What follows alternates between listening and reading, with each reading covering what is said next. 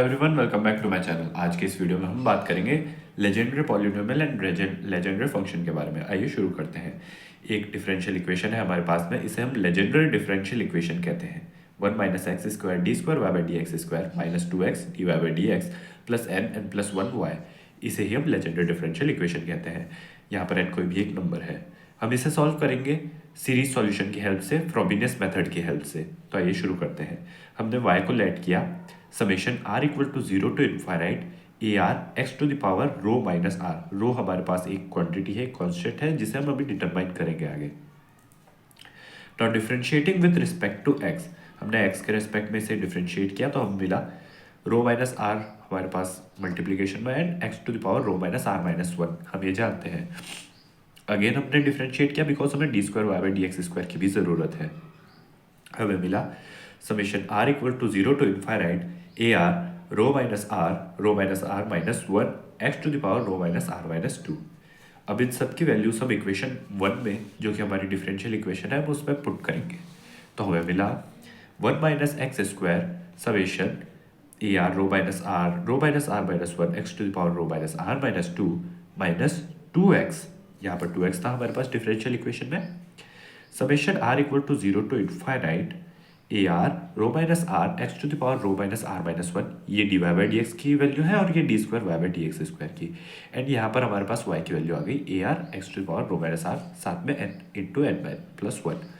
Now collecting terms of x to the power rho minus are minus 2 and x to the power rho minus r. अब यहाँ पर हम देख सकते हैं हमारे पास यहाँ पर x to the power rho minus are minus 2 है। जब हम इसे 1 से मल्टीप्लाई करेंगे तो हमारे पास यही पावर बचेगी, बट जब हम एक्स स्क्वायर से मल्टीप्लाई करवाएंगे तो हमारे पास 2 एंड माइनस 2 बन जाएगा 0 एंड हमारे पास बचेगा x to the power rho minus r. तो यानी कि हमारे पास सिर्फ rho minus r and rho minus are minus 2 की ही पावर्स बचेगी, बिकॉज यहाँ पर भी जब एक्स से मल्टीप्लीकेशन होगा तो माइनस 1 है एंड यहाँ पर एक्स की पावर 1 है, तो रो माइनस आर बचेगा। तो हमने कलेक्ट किए टर्म्स। यहाँ से हमें मिला a are rho minus r and rho minus are minus 1 x to the power rho minus are minus 2, साथ में यही टर्म्स हमारे पास जाएंगी रो माइनस आर की पावर में। एंड यहाँ पे हमने माइनस साइन कॉमन ले लिया है, इसलिए हमारे पास इस तरीके से ये बना है। तो हमारे पास बना summation r equal to 0 to infinite a r n plus 1 and यहाँ पर x square into x to the power rho minus are minus 2 था, तो यहाँ पर रो माइनस आर की पावर बनी विथ नेगेटिव साइन, तो rho minus are minus 1 a r हमने कॉमन ले लिया। देन यहाँ पर हमारे पास बचा minus of 2 rho minus are x to the power rho minus r is equals to 0। अब इसे हम थोड़ा सा सिंप्लीफाई कर सकते हैं। यहाँ पे हमने ब्रैकेट खोला, एन इंटू एन प्लस 1 हमारे पास हुआ n square plus n, and rho minus r जो था हमारे पास वो हमने पहले सिर्फ इससे मल्टीप्लाई करवाया, हमें मिला रो माइनस आर का whole square minus rho minus are minus and minus plus rho minus r, and यहाँ पर था हमारे पास minus of 2 rho minus r, तो हमारे पास बचा minus of rho minus r. यहाँ पर n square minus rho minus r का होल स्क्वायर हमने किया है, हमें मिला n plus rho minus r n minus rho plus r, and यहाँ पर हमें n minus rho minus r हमें यहाँ पर मिला, ब्रैकेट खुला तो n minus rho plus r, and यहाँ पर हम कॉमन ले सकते हैं n minus rho plus r को, तो हमें मिला n minus rho plus r and n plus rho minus r plus 1। इसे हमने नाम दिया इक्वेशन 3। अब यहाँ पर हम देख सकते हैं कि यहाँ पर ये इक्वेशन इक्वल टू 0 है, यानी कि सारे के सारे कोएफिशिएंट्स 0 होने चाहिए x के सभी पावर्स के लिए, बिकॉज हम जानते हैं फॉर एग्जांपल अगर हम कंसिडर करें a x square plus b x is equals to c, अगर हम एक जनरल एग्जांपल कंसिडर करें तो यहाँ पर ये इक्वेशन कब पॉसिबल है, ये इक्वेशन तभी पॉसिबल है जब a और b दोनों ही 0 हो। बाकी किसी भी और केस पे ये पॉसिबल नहीं है, क्योंकि x के ऊपर कोई रेस्ट्रिक्शन नहीं है, ज़रूरी नहीं x 0 ही हो। तो यानी कि यहाँ पर हमें सारे कॉन्स्टेंट्स को, सारे कोएफिशिएंट्स को 0 इक्वेट करना होगा।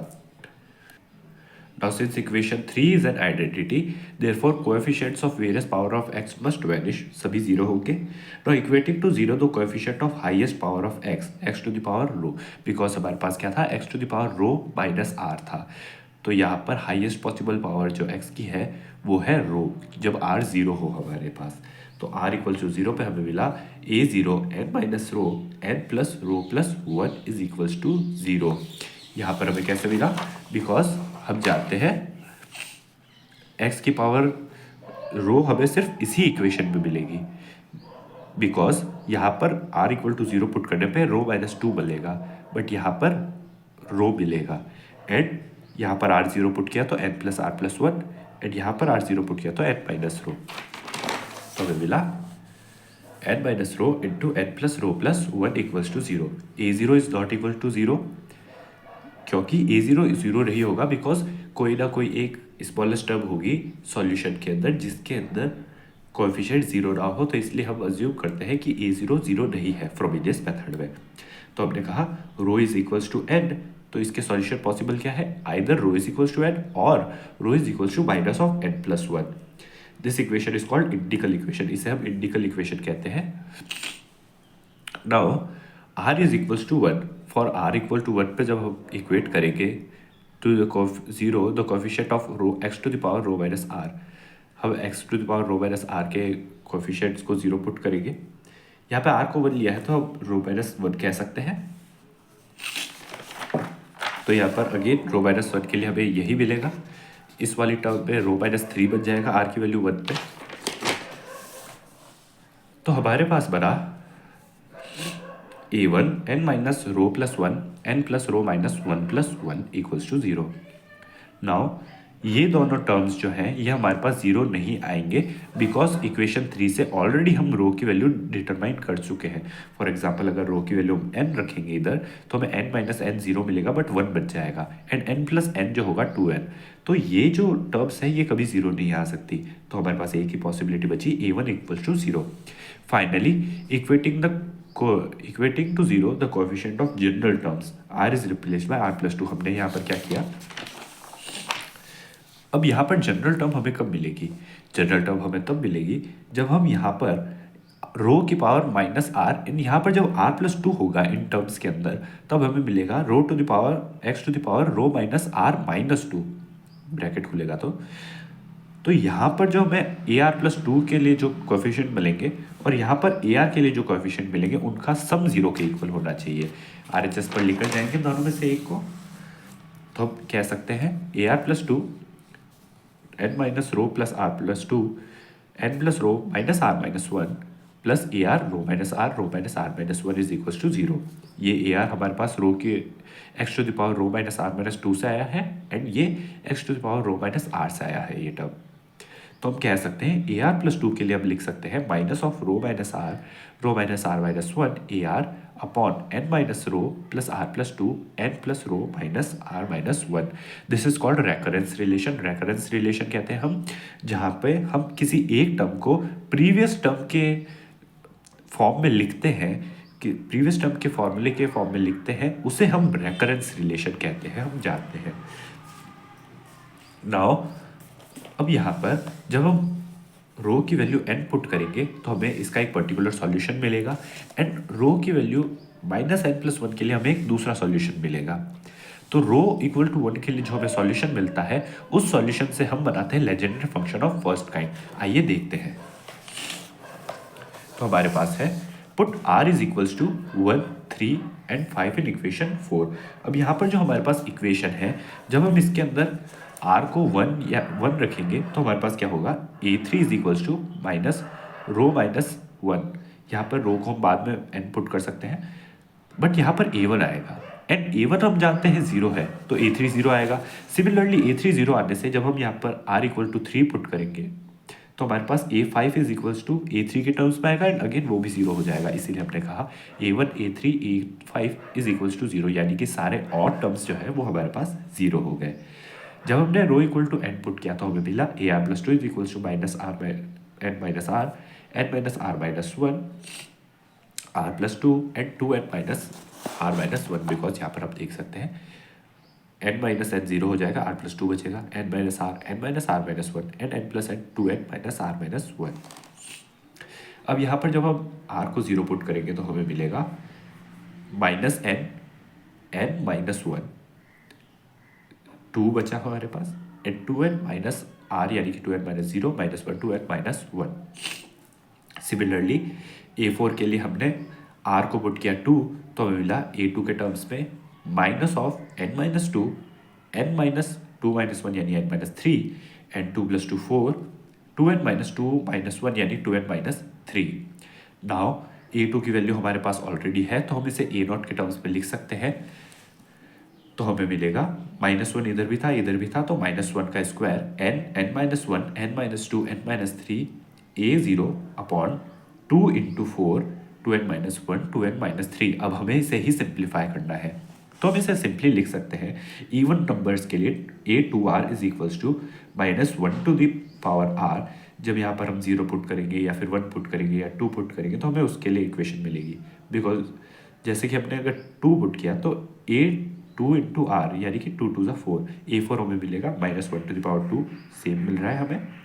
n minus 2r plus 1, 2r हमारे पास होगा 4, तो n माइनस 4 प्लस 1 यानी n माइनस 3 यहाँ तक चलेगा। एंड सिमिलरली डिनोमिनेटर में 2n माइनस 2r प्लस 1 यानी कि 2n माइनस 4 प्लस 1 यानी 2n माइनस 3 यहाँ तक चलेगा। तो यहाँ पर हमारे पास A2r का एक्सप्रेशन आ गया है, बट ये काफ़ी लेंथी सा है, तो इससे हम सिंप्लीफाई करेंगे। अब अगर हम यहाँ पर नीचे वाली टर्म्स को कंसीडर करें 2 इंटू 4 इंटू टिल 2r, तो हम यहाँ से 2 कॉमन ले सकते हैं। तो 2 कॉमन लेंगे तो फर्स्ट टर्म में से 2 कॉमन लिया तो हमारे पास बचा 1, सेकेंड टर्म से लिया तो हमारे पास बचा 2, and so on till r। And हमारे पास r टर्म्स थी, तो हमारे पास कितनी बार कॉमन आया, r टाइम्स, तो यानी 2 to the power r। And ये हमारे पास बन गया r का फैक्टोरियल, हम देख सकते हैं। तो हमारे पास बचा 2r into are factorial. Similarly अब हम न्यूमरेटर को भी सिंप्लीफाई करेंगे, तो हमारे पास न्यूमरेटर है n minus one till n minus 2r plus 1, तो हमने यहाँ पर लिया numerator n minus one till n minus 2r plus 1। अब यहाँ पर हमें इसे n फैक्टोरियल तक बनाना है, तो हमें एक एक सब्ट्रैक्ट करते जाना है और टर्म्स को 1 तक ले जाना है। तो n माइनस 2r प्लस 1 था तो n माइनस 2r बना, then n minus 2r minus 1, and so on. हम 1 सब्ट्रैक्ट करते जा रहे हैं टिल 1। डिवाइड भी करना पड़ेगा इसी टर्म से, तो हमारे पास आई n minus 2r, n minus 2r minus 1, and so on till 1। तो हमारे पास ऊपर तो बना n फैक्टोरियल, एंड डिनोमिनेटर में हमारे पास आया n माइनस 2r का फैक्टोरियल। तो हमारे पास ये टर्म भी सिंप्लीफाई हो चुकी है, ये टर्म भी। अब हमारा एम है इस टर्म को सिंप्लीफाई करना, तो इसे हम लिख सकते हैं 2n minus one, 2n minus three till 2n minus 2r plus 1। अब यहाँ पर हम देख सकते हैं यहाँ पर डायरेक्ट 1 1 सब्ट्रैक्ट नहीं हो रहा है, यहाँ पर 2 2 का गैप चल रहा है, तो हम इसे फैक्टोरियल डायरेक्ट नहीं बना सकते। इसीलिए हमने मल्टीप्लाई करवाया 2n minus 2, 2n minus 4, and so on till 2n minus 2r plus 1। Because हम जानते हैं 2n में से 1 सब्ट्रैक्ट किया तो 2n minus 1, then 2n minus 1 minus 1, 2n minus 2, then 2n minus 3, then 2n minus 4, and so on. ऐसे करके हमारे पास फैक्टोरियल बनने का ऑप्शन रहेगा, बट अभी नहीं है, इसलिए हमने डिवाइड एंड मल्टीप्लाई करवाया इन टर्म्स से। तो हमारे पास कुछ ऐसी टर्म्स बनी 2n minus 1, 2n minus 2, 2n minus 3, and so on till 2n minus r plus 2। हमारे पास 2n माइनस r प्लस 2 तक बनी, and then 2n minus 2r plus 1 भी था, 2n minus 2r plus 1। Again अब हम इसे फैक्टोरियल कंप्लीट कर सकते हैं, तो हमने 2n minus 2r, 2n minus 2r minus 1, and so on till 1 तक मल्टीप्लाई करवाया एंड डिवाइड करवाया। नाउ ये जो है ये 2n माइनस 2r का फैक्टोरियल है, तो हमने डिनोमिनेटर में लिख दिया 2n minus 2r factorial, and ऊपर हमारे पास टोटल टर्म बन गई 2n फैक्टोरियल की। नाउ नीचे जो हमारे पास ये डिनोमिनेटर था, यहाँ से हम 2 कॉमन ले सकते हैं जैसा कि हमने ऊपर किया। तो हमने 2 कॉमन लिया तो हमारे पास अगेन r टाइम्स 2 कॉमन आया, तो हमारे पास आया 2 to the power r, then n minus 1, n minus 2, n minus r plus 1। Again इसे हम अगर n का फैक्टोरियल कंप्लीट करना चाहे तो हम इसे मल्टीप्लाई डिवाइड करवा सकते हैं n minus r factorial, n minus r factorial से। तो हमारे पास ये डिनोमिनेटर में n फैक्टोरियल कंप्लीट हो गया, एंड ये n माइनस r का फैक्टोरियल जो एक्स्ट्रा था वो हमारे पास न्यूमरेटर में आ गया।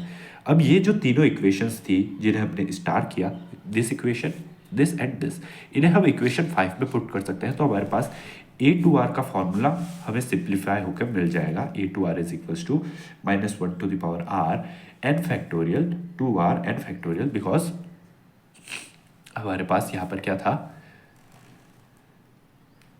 इसकी जगह रिप्लेस होगा हमारे पास ये वाली टर्म न्यूमरेटर वाली n फैक्टोरियल, तो हमारे पास आया n factorial upon 2n factorial and n minus 2r factorial n minus r factorial 2n minus 2r factorial. ये सारी टर्म्स हमारे पास आ गई।